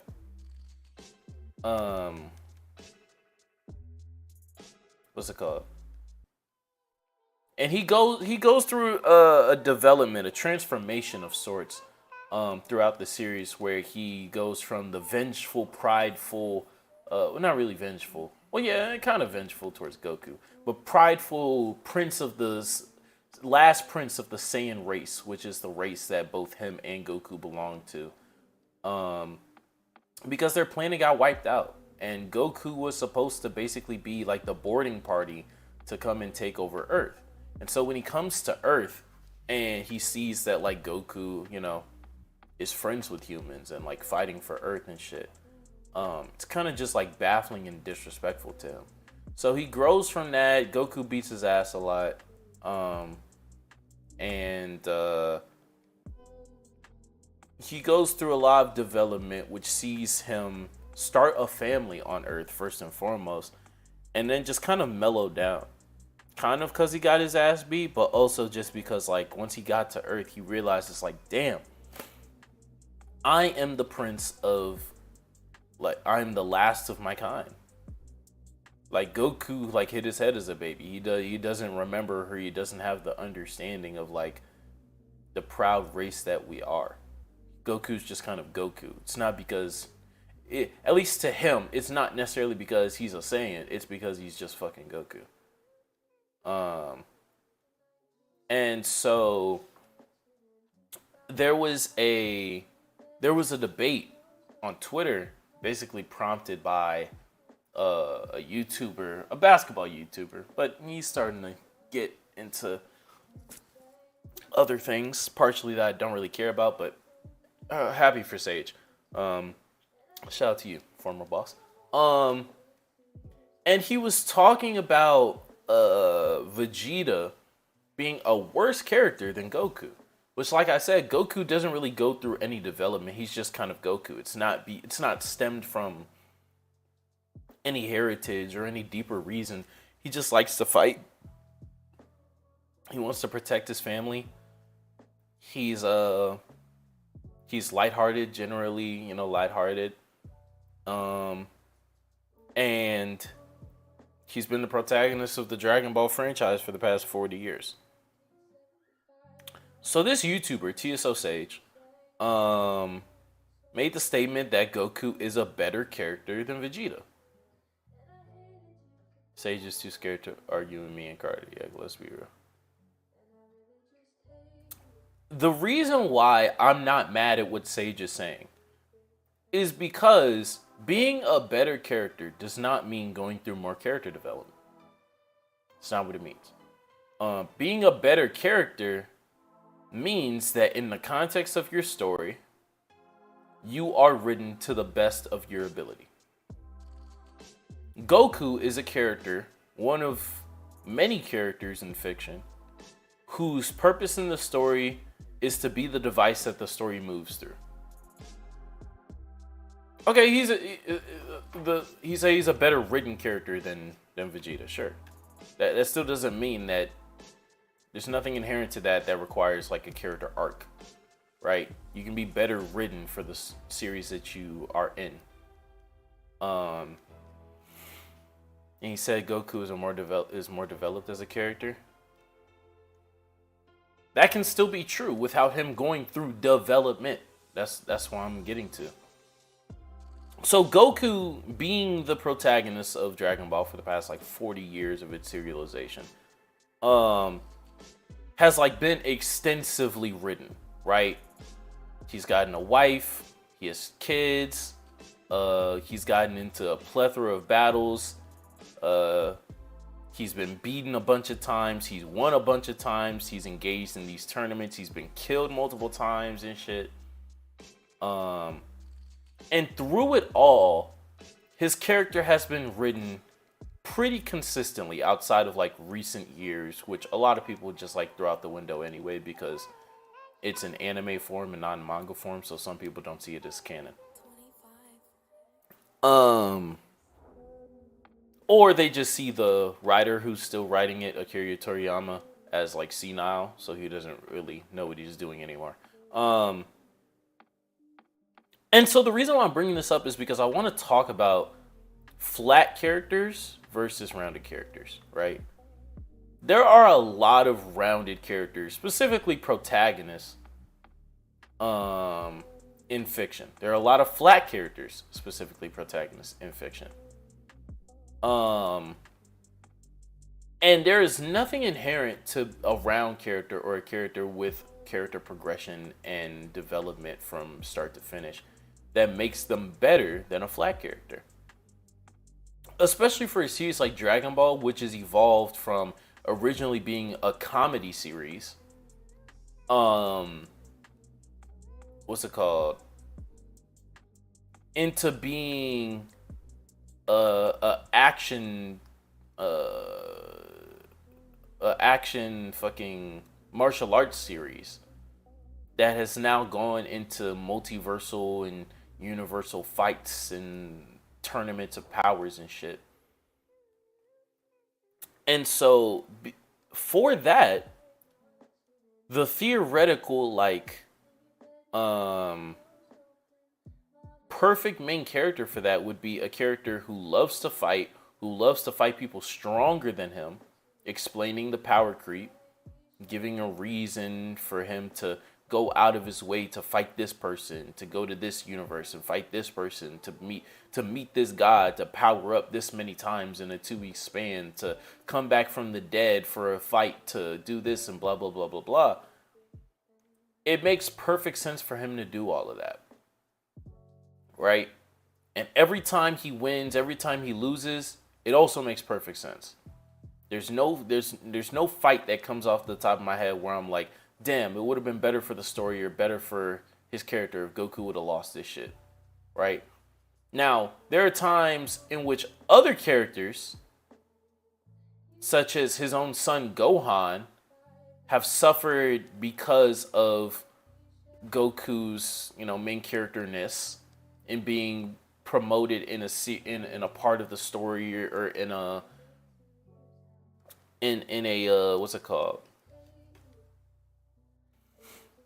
In an arc that could have gotten more attention to someone else, And that has happened to Vegeta, in which Vegeta, it would make perfect sense for his character development, for his themes, for everything, for him to be the person that beats this guy, whether it be Boo, whether it be fucking, I don't know, like different people in Super especially. But that doesn't happen. And as a result, I think that those things take away from the potential thematic greatness for Vegeta's character. Not to say that it makes Vegeta a worse character. Not to say that it makes him worse than Goku. But I'm saying that those things also do add to or take away from Vegeta as a character. Because that is the main part of the story. You can't just write a character and then be like, okay, now you can return to the story. That's not what happens. What happens is you write a character that's best for the story. You write the story that's best for the character.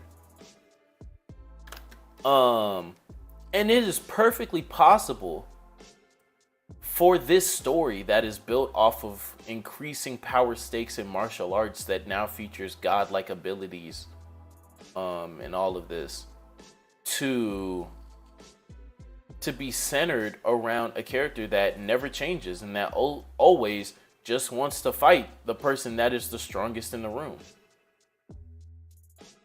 Makes perfect sense. Look, at this point, we all just have preferences. Flat characters are just boring to me personally. And that's cool. And I respect that. And that's the case for most people. That's the case for most people. Like you don't have a hot take by saying that Vegeta is a better character than fucking than Goku. That's like a very mild take. Like most people also agree with you and believe that. Right? For that same reason. Like they can't see the value in like Goku's character compared to Vegeta's character.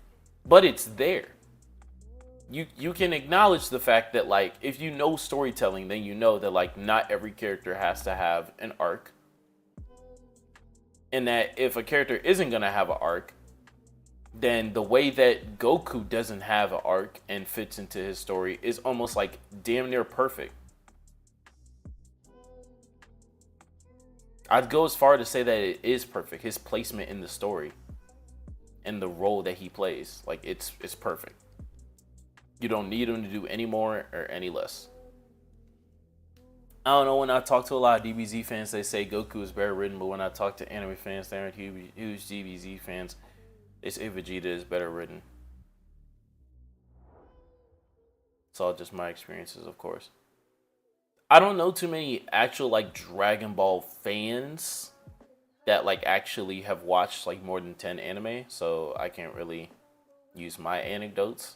But I can see that like if you've watched other anime, then you know you've probably come across more characters that that like move, you know. Like their character arcs like move. Their characterization changes. They go through events in the story that change them. Whether it's a tragedy like fucking Light, or whether it's a hero's journey like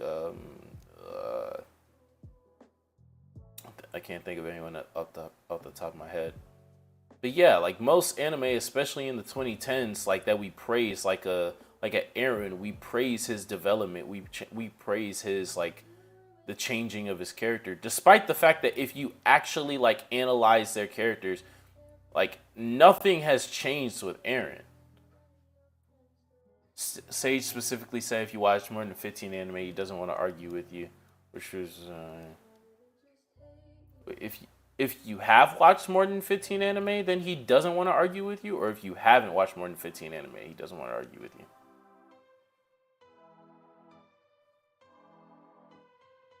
Is he saying that he doesn't want to argue with people who have watched more anime than him?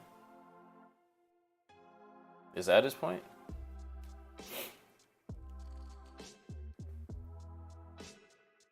If you have watched more. Well, okay. Yeah. I mean, then that means that he is saying that by him watching more anime, it might change his preferences or it might change his opinion. He doesn't want to argue with anime fans like us. I mean, that's cool. I mean, he's admitting his ignorance, potentially. Which is fine. It's fine for you to be ignorant and have an opinion, especially if you're going to acknowledge that ignorance. I don't really see a problem with it.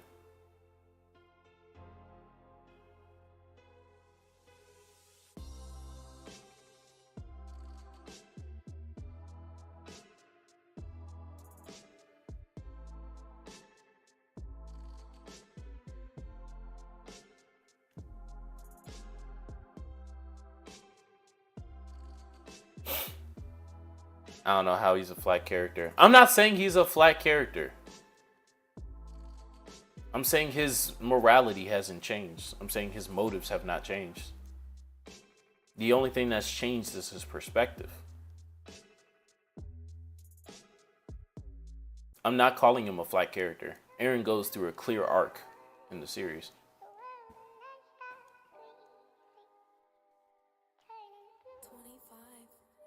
What I'm saying is they're like people, especially protagonists go through less arcs than people want to admit.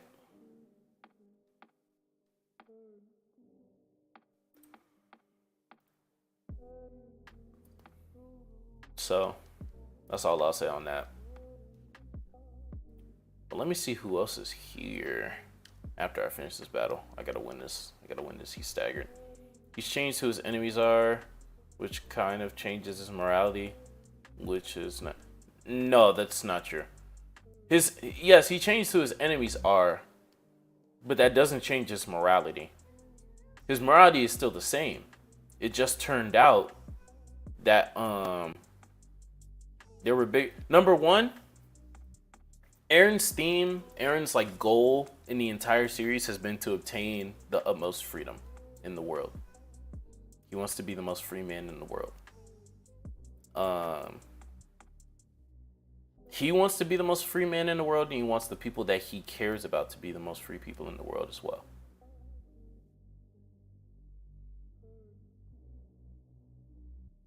It's the story fire. It's not fire so far.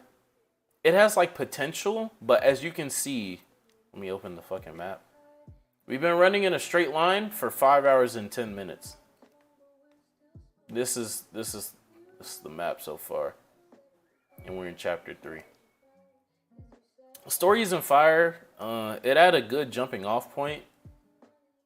These guys in the stream probably won't remember it because we started this game like 7 months ago.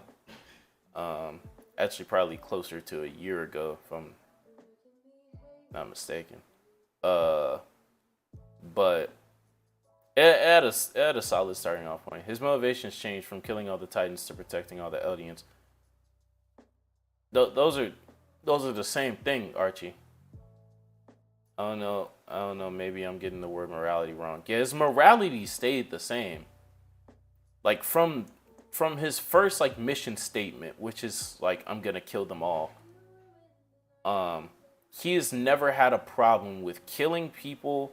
Even from before then, from him killing the person that was, I forgot how he saved Mikasa, but from when he killed Mikasa to when he said I'm gonna kill them all to blah blah blah blah blah, he understood very well that like in order to protect the people that he loved, he would need to kill, and he's never had a problem with that. The only thing that changed was there were number one. Knowledge, the level of knowledge that he obtained, that's what changed. The level of knowledge that he obtained changed, and number two, his scope got bigger. So he recognized and realized that there were bigger obstacles to his freedom than the Titans. Marley was the bigger threat. So that changed like his enemy, so to speak, but it didn't change his morality. It also didn't change his goal. His goal was still the same. Obtain freedom for him and everyone that he cares about and protect his kind. Protect the people that he cares about. Literally, the only difference was he found out that there were more people that he cared about, potentially, aka Eldians. And there were bigger threats to his freedom. It's the only change that happened. But from very early on, like, it is established that Eren would sacrifice like other people's lives that he doesn't know for the sake of protecting and like establishing freedom for the people that he does know. From literally like flashbacks of him as a toddler, that is established. So yeah, he doesn't really change. Not as much as some people think. It just got more drastic.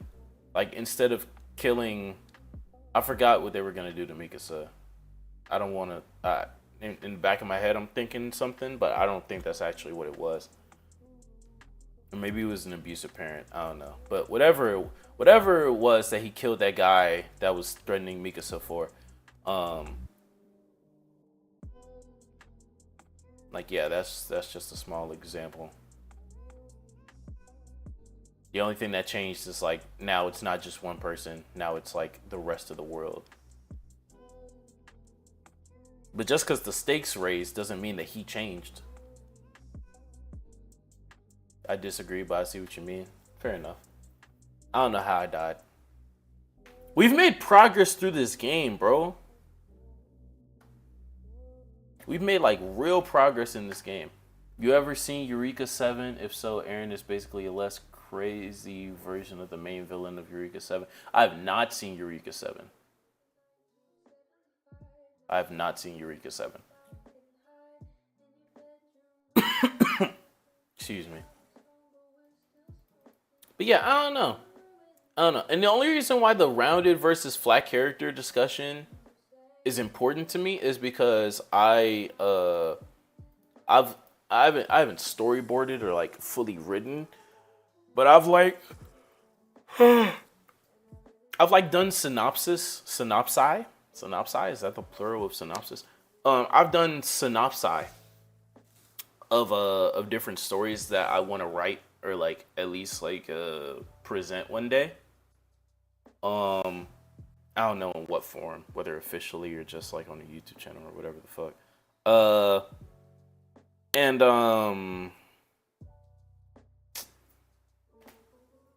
And it's always been a struggle to me to decide which characters like do actually have to develop or not, because that's like a real discussion. Like, how do you decide? How do you decide progression, you know? But truly, you just have to put yourself in the mindset of like, okay, if I knew a person with these qualities in this situation, how would they act or react? Would they react or interact? Would they be the first domino to move? Would they be active or would they be proactive? I mean, would they be active or would they be reactionary? That's all that is. Is this a drastic enough thing for them to go through, for them to change their whatever? I don't know. Favorite JRPG series? If it's Final Fantasy, which game is your favorite? I don't think I can say Final Fantasy yet because like I've only played 7, 15. I know the story of I know the stories of 10 and a little bit of 12. So I guess I would have to say Persona, given the fact that I know the stories of 2 through 5. And I've played like everything that 5 is attached to. And I know everything that 4 is attached to. So I guess I would say Persona. Surprisingly, like those are really the only JRPG series that like I'm actually like well aware of for real. Like I know of Xenoblade, I know of Dragon Quest and everything, but I've never like I've tried to play Dragon Quest 6, I just couldn't get into it. Xenoblade I've never really had the opportunity to play cuz like when I was on my DS for real, I was not into JRPGs.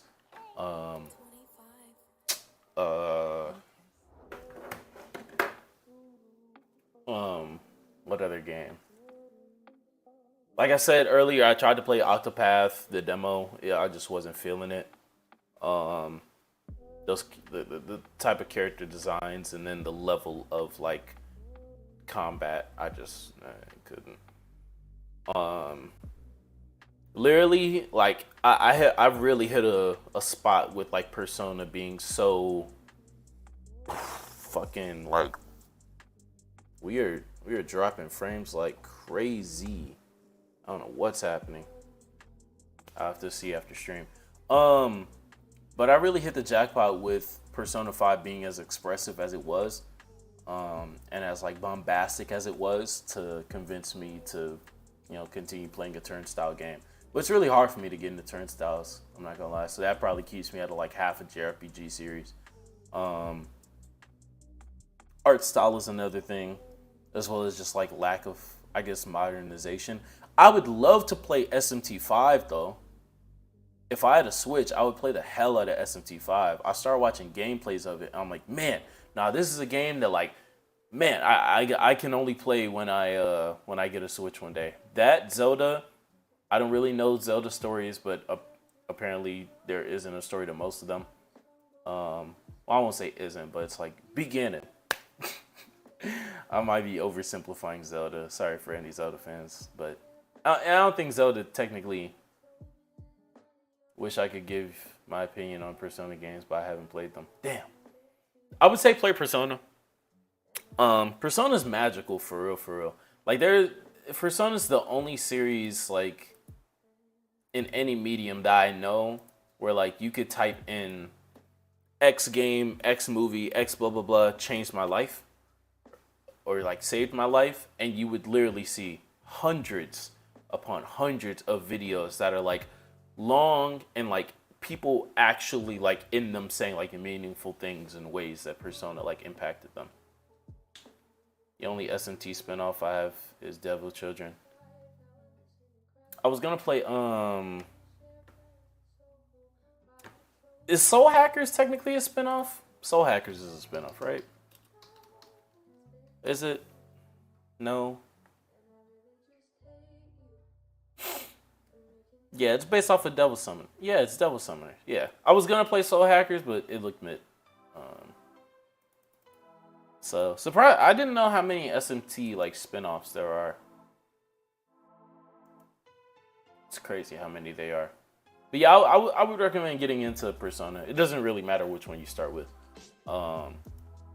Like each game has impacted people in like so many different ways.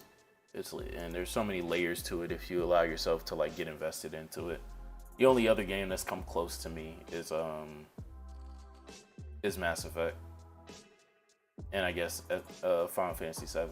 So I think I just hit a mean glitch.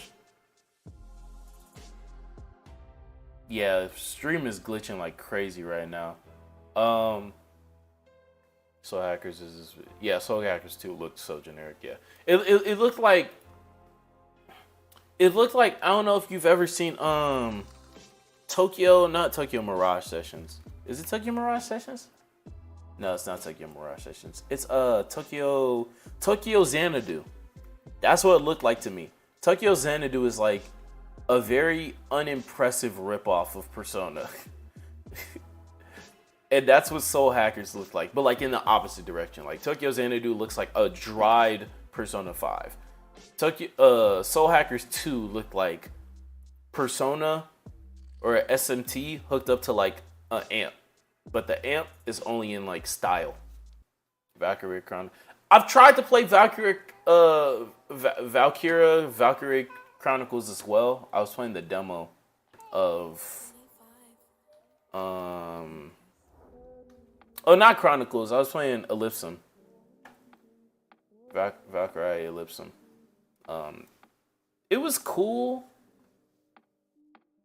It's just hard to get me to pay attention to some of the stories because I guess it's because of the way they're presented.